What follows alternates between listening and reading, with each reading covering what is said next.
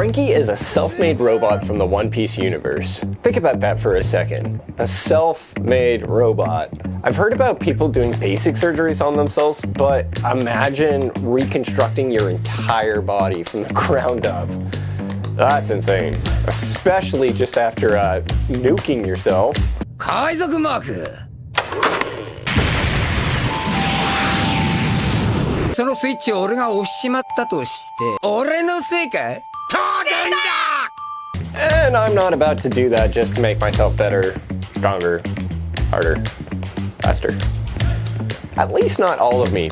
I do envy Franky's ability to fist a guy from 20 meters away though. Right So that's just what I'm gonna do. But first, I gotta take care of something. Yeah!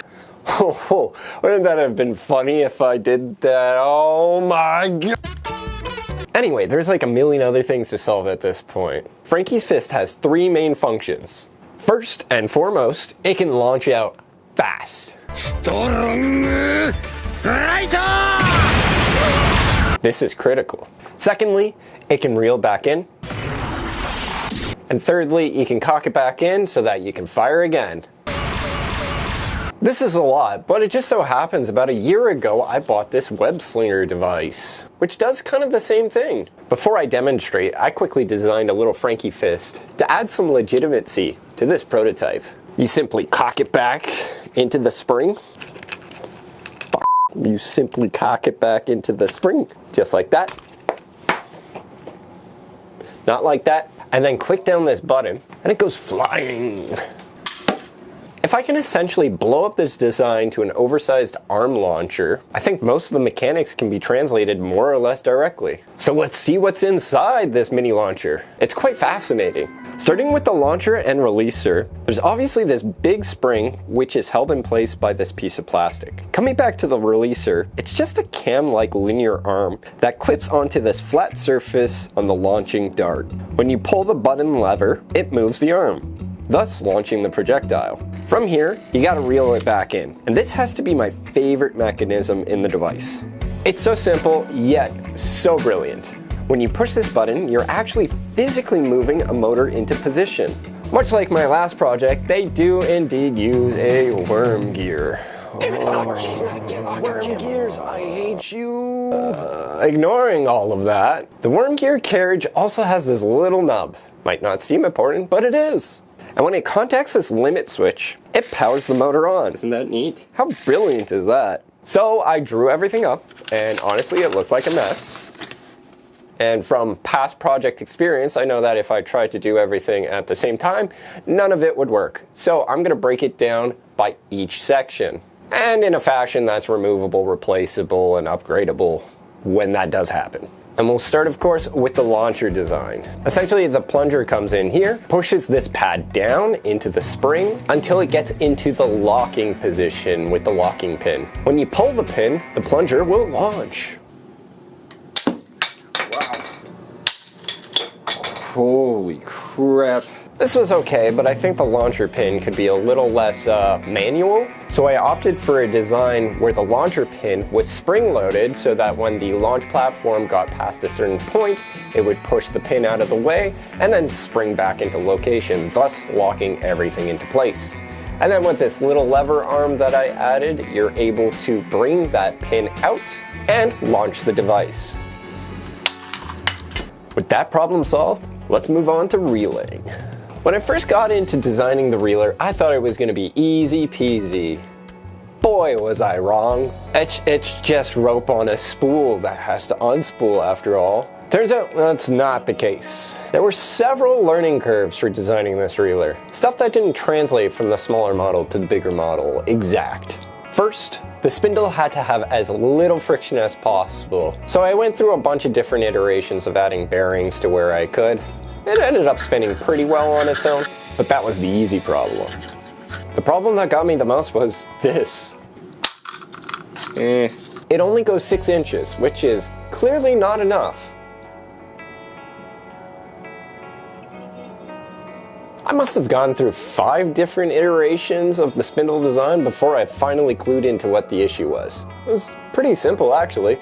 So here's my original design, and here's the design that worked. Notice a difference?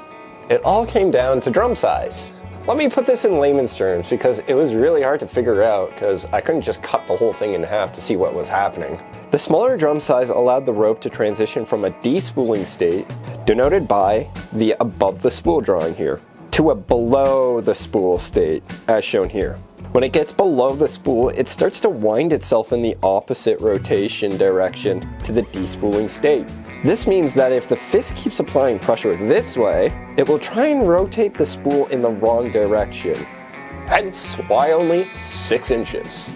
By making the spool bigger, the despooling state can be maintained while pressure is applied by the fist launching out of the device.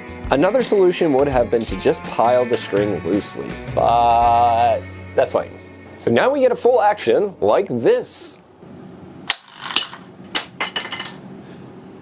Okay, so now the fist is way over there, and we have no way of getting it back. We gotta fix that. And that's why I designed this, a manual reeler. You see, I'm obsessed with mechanical movement videos. I end up watching a lot of them on YouTube. Like these, for example. And this one was my favorite. I just had to try it out. It turns linear motion into a single direction of rotational movement. You see, there's this linear gear called a rack, and when it engages the bottom gear here, it forces it into the top gear. Top gear. But it only works in one direction.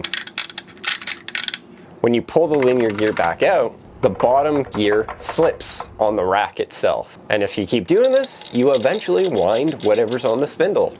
But there's 2 major issues. The first of which is it's just really slow. And the other is the most critical, the despooling state. You see, when we launch the Franky fist, we need as little resistance on the spindle shaft as possible. And with these gears attached, well, the gears themselves add some resistance, even if they were free floating, which they aren't. So the other side of things is that the bottom gear will contact that rack a little bit. When it's all said and done, yeah, there's ways around it, but it's just too complex. That's why I like the Spider Guy toy solution so much. The motor physically comes in, contacts the shaft with the spur gear on it, rotates the spindle itself until it's spooled up, and then goes away when you don't need it anymore, allowing it to despool when you fire off your load. Oh boy. Allowing it to despool when you fire off your projectile. So I took that design and implemented it in. And as expected, it worked pretty well. Man, do I love taking things apart to see how they work. Get so many good ideas. All that's left is to scale it up and put it together. But alas, after testing everything in an isolated environment, even though it was really close to the final design, things didn't quite work when I put it together. Because why would they work? The little motor from the Spider Guy toy just didn't cut it. It didn't have enough oomph to actually pull the full weight of the fist, even though it was made out of foam. So I opted for this bigger, higher torque motor. It spun slower, but it got the job done. It's all these little things you don't think about. So then, let's do some launching.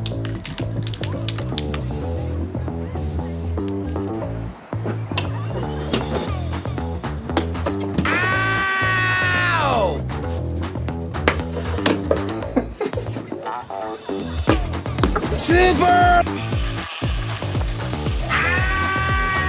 Ow! Good smell. Flavor. Alright, so this is why you don't 3D print gears. See, this one's not 3D printed, completely fine. This one, oh boy, look at that. Shredded. That's PETG as well. So, there's definitely applications where 3D printed gears will work, but for most of mine, I should really stop trying. Let's go buy some metal gears or something. So that's just what I did. I bought some metal gears, and they work great. Look at them go.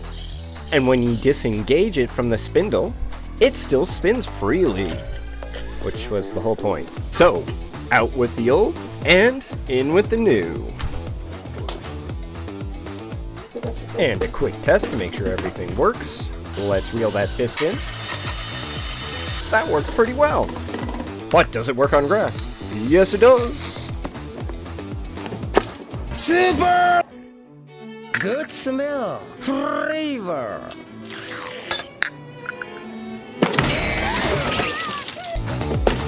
Ooh, so close.